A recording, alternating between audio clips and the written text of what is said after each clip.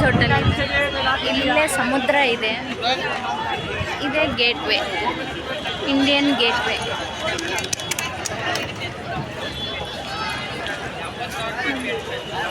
ಯಾವ ರೀತಿ ಇದೆ,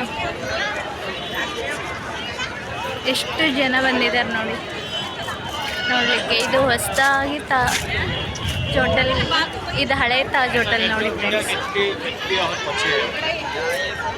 ಇಲ್ಲೇ ತಾಜ್ ಹೋಟೆಲ್ ಮುಂದ್ಗಡೆನೆ ಸಮುದ್ರ ಇರೋದು ನೋಡಿ. ಪಾರಿವಾಳ ಇದ್ದಾವೆ ನೋಡಿ. ಇದೆಲ್ಲ ಬೋಟಸ್ ನೋಡಿ. ಇದೇ ತಾಜ್ ಹೋಟೆಲ್. ಇದಕ್ಕೆಲ್ಲ ಬಾಂಬ್ ಹಾಕಿದ್ರಲ್ಲ ಅದೇ ಹೋಟೆಲ್ ಇದು. ಇದು ಹೊಸ ಹೋಟೆಲ್ ಫ್ರೆಂಡ್ಸ್. ತಾಜ್ ಹೋಟೆಲ್ ಹೊಸದು, ಇದು ಹಳೇದು.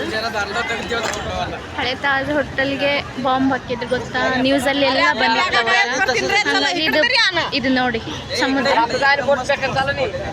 ತಾಜ್ ಹೋಟೆಲ್ ಮುಂದ್ಗಡೆ ಇರೋದೇ ಸಮುದ್ರ ಇದೆ.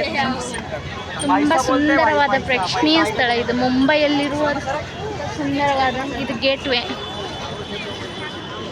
ನೋಡಿ. ಎಷ್ಟು ಜನ ಬಂದಿದ್ದಾರೆ.